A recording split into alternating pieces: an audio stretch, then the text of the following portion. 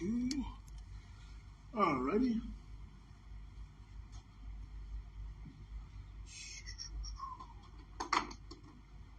Okay, so my name is Damon Fordham. I'm an adjunct professor of history at the Citadel. I'm the author of 5 books on South Carolina's African American history. So what I'm going to do is I'm going to present to you some little known things about African Americans during the American Revolution. And I tend to be a little bit unorthodox here, so bear with me here as I begin.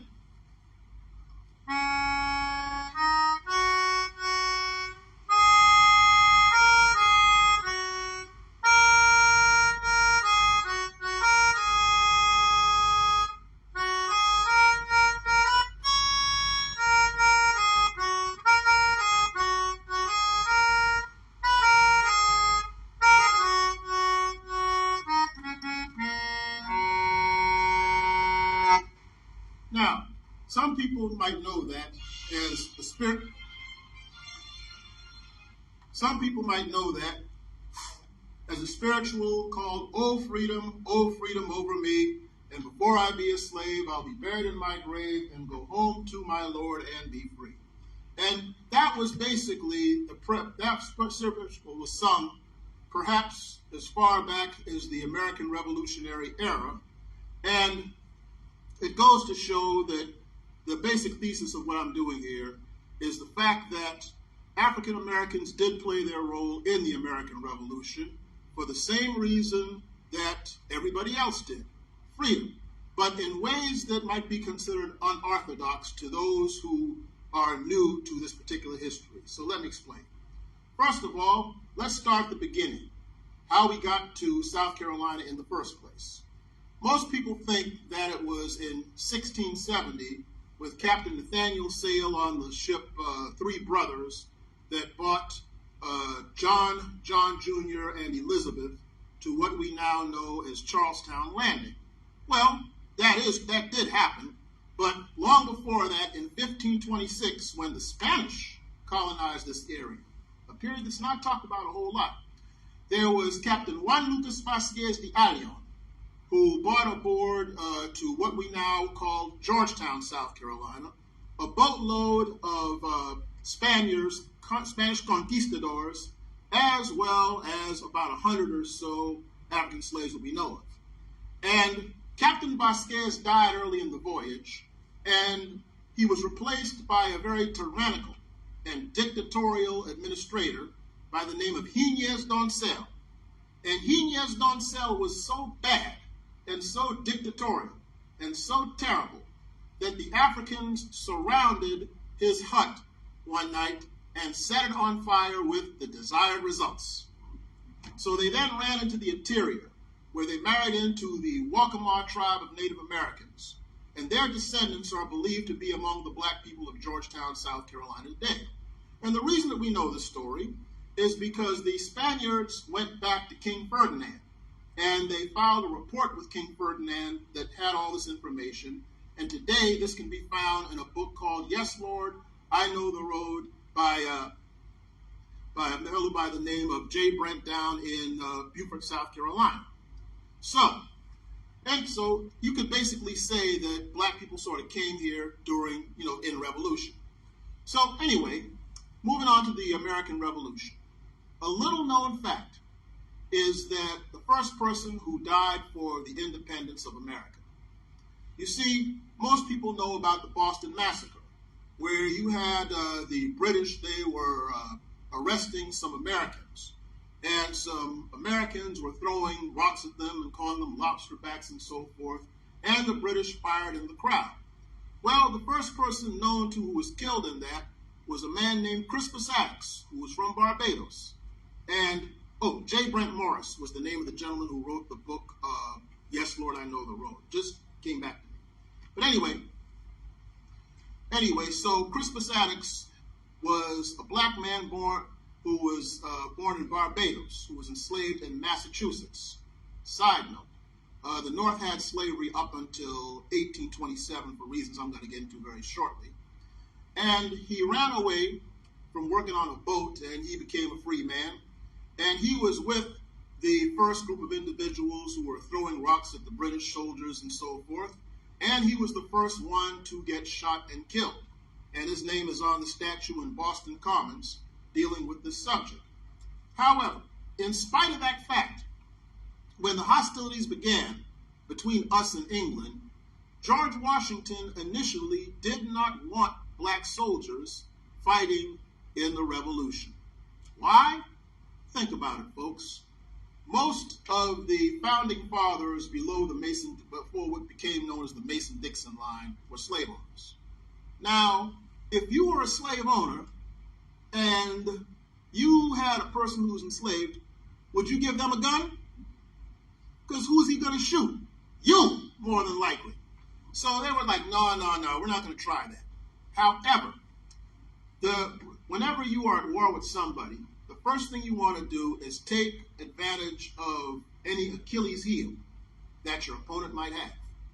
And so there was a man by the name of James Murray, who was the British appointed governor of Virginia, known as Lord Dunmore. And so he said, all right, I'll fix them. And he started what he called the Ethiopian Regiment by saying that any black person could run away from their plantation and join their army, and the British would free them when the British won the war. Well, that's the key thing, when the British won the war, okay?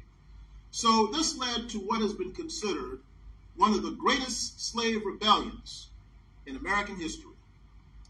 Up to 10,000 African Americans ran away from plantations to join up with these black loyalists. Among them was a man named Colonel Todd, who was involved with shooting American rebels up in New Jersey, but died because of a bullet wound of gangrene, among other things. And one of the most interesting people who was involved with that was a man named Boston King, who was born around where Somerville is today. He was born in slavery, and when the British troops came down to this area, he went back with them to the north to fight against the rebels. Now, more about him in a minute because this story is really fascinating. So as all this is happening, however, this Ethiopian regiment became a thorn in the side of the American generals. In particular, you had what was known as the Battle of Kemp's Landing in Virginia, 1775. And George Washington was disturbed to learn that on one afternoon, one of his men came to his tent. General Washington, yes, I have some terrible tidings for you. Oh, really? What is it? General, we have lost the Battle of Kemp's Landing. Oh, my goodness. But, General, the worst is yet to come. How's that? Do you know who we lost to in the Battle of Kemp's Landing? Who? A regiment of Negroes known as the Ethiopian Regiment. What? Oh, my goodness. Oh, it gets even worse. You know our Colonel Joseph Hutchins? Yes, what about him? He was captured by some of his own slaves. Oh, the shame of it. But, General, believe it or not, I have even worse news for you. How is that possible? General, guess who joined this Ethiopian regiment? Who? Some of your own slaves from Mount Vernon. Oh, my goodness, the shame of it. Oh, no. And that is what led George Washington to allow black men to join the Continental Army. And many of them served with considerable distinction. You had Billy Lee, who was one of George Washington's right-hand men, who assisted him in the battle. And he was freed immediately upon the death of George Washington, I might add. Because if some of you remember, on George Washington, free had his enslaved people largely freed on his deathbed. And James Lafayette, who spied on Benedict Arnold, he volunteered for the French General Lafayette's forces and took his name, the Marquis of Lafayette. So he was freed because of his heroism in 1787 by the Virginia legislature. And when Lafayette came to visit Virginia in the early 1800s, he and James Lafayette had a very happy reunion. There was Peter Salem of Massachusetts, who served in Bunker Hill after he was freed to serve in the militia. And there's a marker for him in Farmington, Massachusetts, built in 1882. Now, let's take this down to South Carolina. You had John Lawrence, who had his plantation at what is now Mepkin Abbey in modern-day Beaufort. So basically what he did was he wanted to form a regiment of black men from that area to fight for their freedom. He was also an early abolitionist. But, however, that was vetoed by the South Carolina legislature for reasons that I just described just now. And it was also during this period that because you had the British offering to free black people who were from this area and so forth, often they would secretly send boats in order to get them in assorted places. Now, some of you may be familiar with this tune.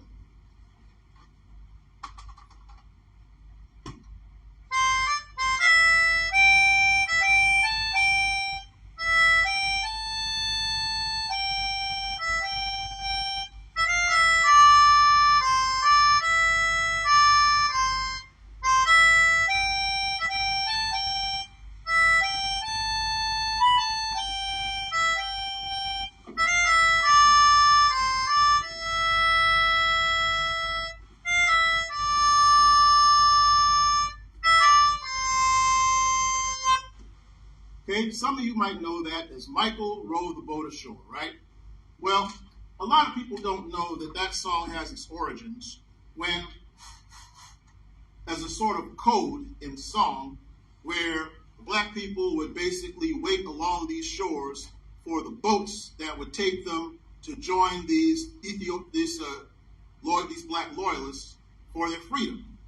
But the thing about this was that the black soldiers who fought for both the British as well as the Americans, they were promised freedom upon the war. The difference is that in the Americans' case, they promised freedom for those who fought, but not for black people as a whole because of the economic reasons. And there's a little-known episode in American history that deals with that. In that earlier I told you that black people were also enslaved in the North up until 1827, a very little-known fact of that. And the American Revolution played a very large role in ending slavery in the North.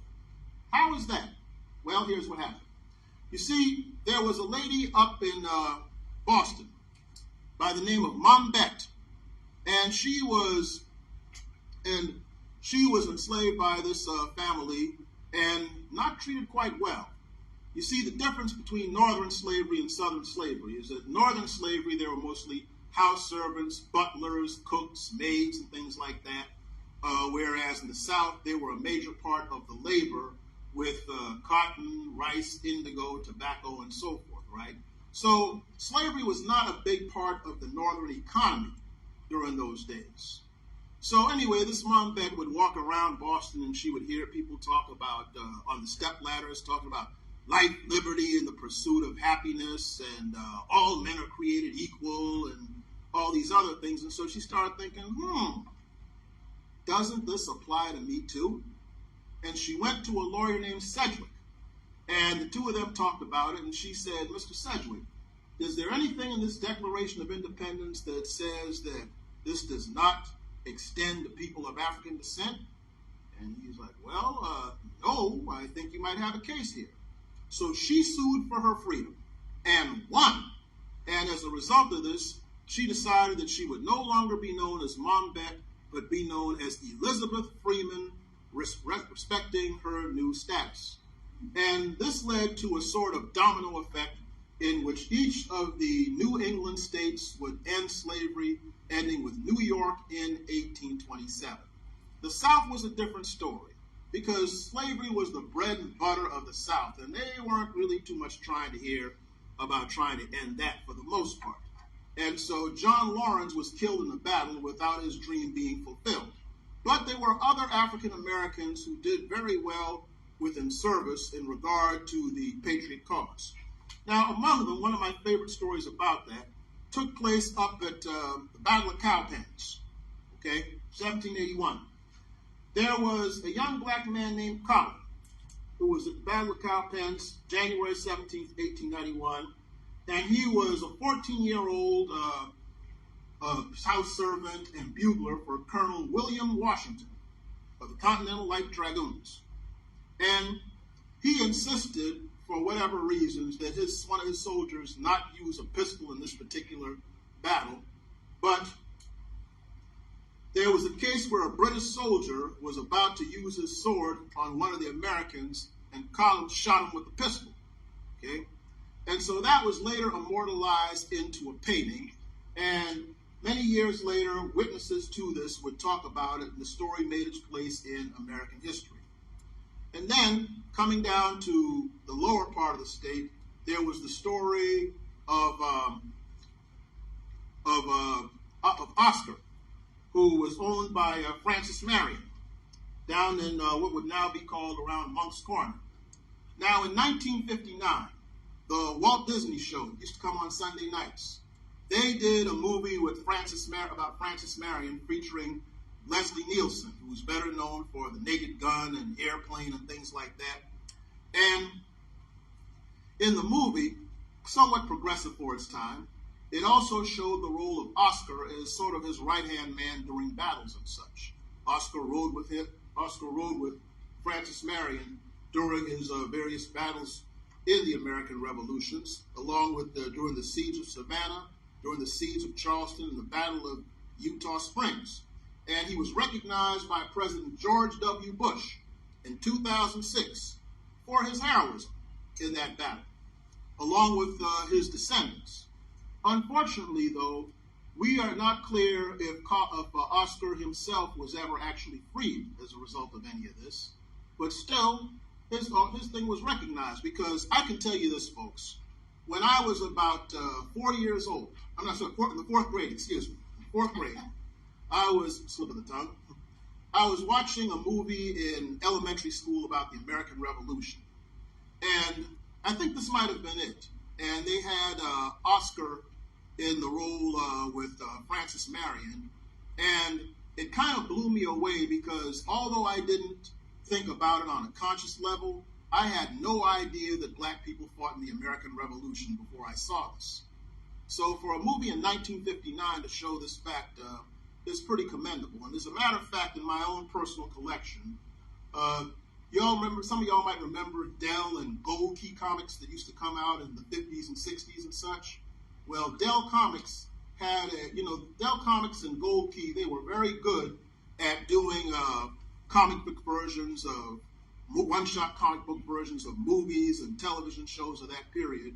Well, I have in my collection a comic book version of that Francis Marion movie with Leslie Nielsen. And yes, Oscar's role is predominant not only in the movie but also in the comic book. So I seriously considered bringing it up here, but I'm like, no, I can't take a chance on losing that. Comic books are worth too much money. But in either case, though, I now take you back to the story of Boston King. Boston King, as I mentioned, he decided to go with the British soldiers to the north to fight with the black loyalists. And so, remember, I said that the black loyalists promised black people in America that if the British won the war, they would be freed. Well, we kind of know how part of that turned out. British didn't win. So George Washington demanded that some of these black people who fought for the British be returned to slavery. But Boston King said no. Boston King demanded from King George and the Brits that they should at least provide somehow for these black men who risked their lives to fight for the British crown. So here's what they did. They set up a territory for them in Nova Scotia, a place called Birchtown. That would be a safe haven for them after the war, where they would be free. However, many of the whites who were already in Birchtown, they were prejudiced and swayed by stories about these people coming in who might work cheap and take their jobs. Sound kind of familiar, doesn't it? So they were met with hostility where some of their homes were burned and they faced violence and so forth. And Boston King's like, no, we're not going to have this.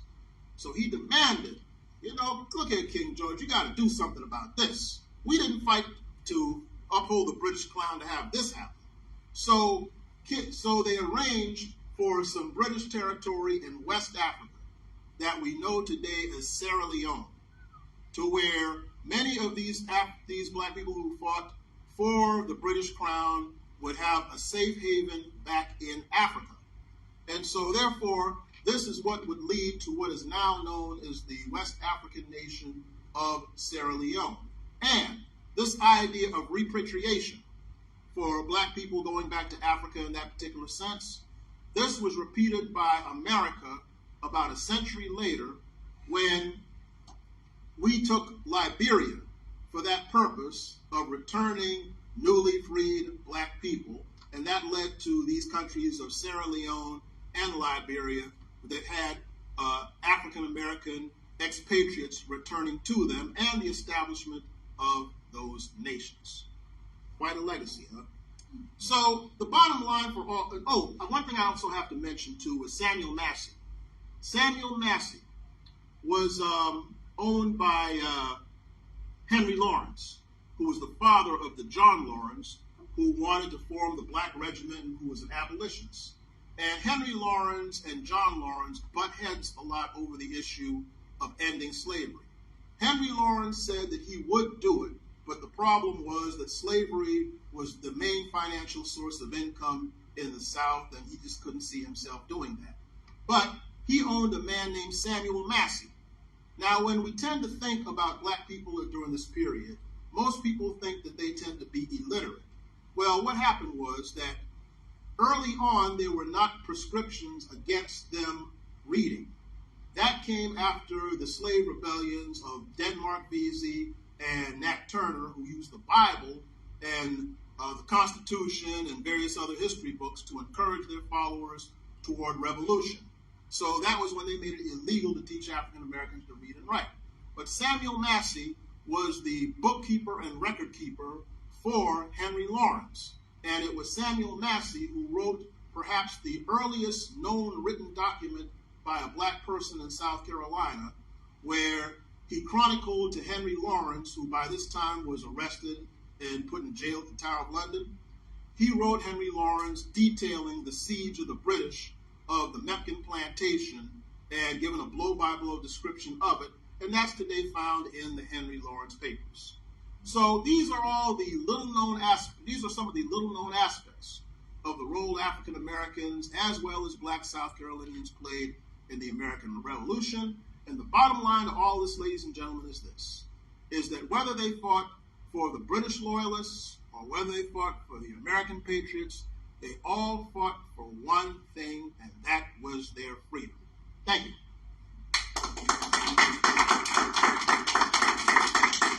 Now, ladies and gentlemen, for those of you who came in a little bit late, I am recording this on my Facebook page, and I'm about to upload it a little later this evening on my YouTube channel, which is called The American Storyteller, so you won't miss it. And if your kids want to write a report about this for a little bit of extra credit in school, they are free to do so. But for right now, I will happily take any questions that you may have. If you fought for the British, were they of the opinion that the British planned to free the slaves if they prevailed? Yes. It was? They planned to free the Ethiopian regiment if they won the war, you see. Not all slaves in general, okay? None of them were trying to, very few people at that point were trying to advocate that. Among the few American patriots who advocated that, I'm happy to say, is Benjamin Franklin, who was one of the founders of the Pennsylvania Abolition Society, because he at one time was a slave owner, but eventually sort of saw the light on and gave it up. He was one of the very few of the founding fathers that was anti-slavery. Now, earlier I told you about James Murray, Lord Dunmore, who enticed black people to run away and join the British to form the Ethiopian Regiment. He never gave up being a slave owner himself. So go figure. And another irony of that is that the black soldiers who fought with the British loyalists had the separate regiment, the Black Brigade and the Ethiopian Regiment, where, and what I find the triple irony of this is that the Patriot Army at that point was not segregated.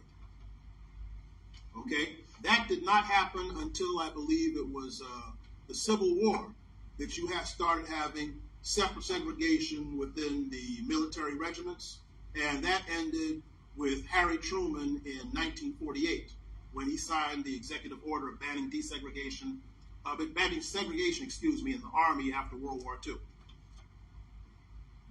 When did you say slavery ended in the northern states? It started with Monbet around, I believe it was in the 1770s, and Massachusetts was the first state to stop it when she sued for her freedom and won. And by 1827, slavery ended in New York, which was the last major northern state to end slavery. Because you see, believe it or not, people talk about Charleston and New Orleans and Annapolis, Maryland being major slave ports. New York actually had the largest slave port for a time in America until 1824. What was the prevailing public attitude, public opinion in the northern states that helped end slavery? Well, here's the thing. See, and I'm glad you brought that up. Slavery in the North was not the financial goose that laid the golden egg that it was in the South. In the North, enslaved people were used as cooks, butlers, maids, babysitters, house servants, that sort of thing. They were not a major part of the economy that they were in the South. Okay? So in the North, it wasn't that big a deal to end slavery. Whereas in the South, to give you an example of how valuable slavery was in the South, in Charleston, we had the Charleston Race Course, which is now Hampton Park. Okay, and I read this account from a man named William Pinckney, who was born in slavery in Charleston back sometime around the 1840s or 1850s. And in 1917, he told a reporter that the wealthy Charleston men would use their enslaved people as collateral when they would bet on horses. So at the slave market over on Chalmers Street, which is now a museum, you would actually have some of the largest slave sales in Charleston after these men bet these people on their horses and would lose, so they would have to sell them at the market. Yeah, that's how deep it got. So that's how valuable as a commodity these people were. Yes, ma'am. To find your talk today, do we just put your name into YouTube, or is there a faster or better way? Oh, yeah, it's my YouTube channel. I keep it simple. It's called The American Storyteller. I keep it nice and simple, easy to remember, so that you wouldn't have any trouble finding it. And incidentally, I gave another version of this talk in Manning, South Carolina, back about, I believe it was around October and November. So it's pretty similar. That one is already up there, containing much of the same information that I'm giving you now. Okay, any other questions? Any other questions? Going once. Going, yes, ma'am. I was about to say, speak now, forever hold your peace. How about in the mountains? How much were the blacks fighting in the mountains? Well, I mentioned Colin a few minutes ago up at the Battle of Cowpens in Spartanburg. They're scattered. Now, a very good book on that subject, I'm glad you asked me that, and one of the sources for this talk is African American Patriots in the Southern Campaign of the American Revolution by Bobby Moss and Michael Scoggins. This is a very well-detailed book, state by state, of black people who were known to be involved with fighting on the Patriot side of the American Revolution. The vast majority of these people were the house servants and what they used to have, an interesting form of slavery they're called body servants, meaning that they would go along with their owners to fight with them and so forth, right? Now, while you're on that subject, and I know the Confederacy is not the subject that we're talking about today, that somewhat loosely relates to that. Much of the talk you hear about black Confederate soldiers, a lot of that comes from the idea that a lot of the Confederate soldiers who were wealthier would have their black body servants along with them when they went out to fight. So they kind of fudge history somewhat to say that these people were actual parts of Confederate troops during the Civil War, but both Robert E. Lee and Jefferson Davis were dead set against the idea of having black men serve in the Confederacy, and Alexander Stephens, the Vice President of the Confederacy, said that that would pretty much defeat the whole purpose of what we're trying to do, to have them as soldiers. But although around April of 1865, things were getting so desperate that Jefferson Davis was considering that, but by then it was way too late. So that's how that kind of overlaps.